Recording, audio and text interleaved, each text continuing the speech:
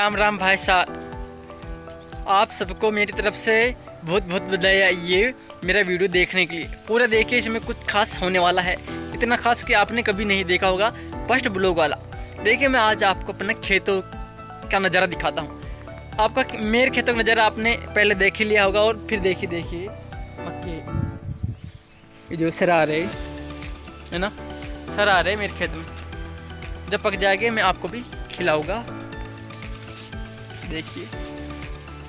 और मैं राजस्थान भीलवाड़ा से हूँ, और सुनीत कुमार। मिलता है नेक्स्ट वीडियो में दोस्तों, अगर ये वीडियो आ होता है तो।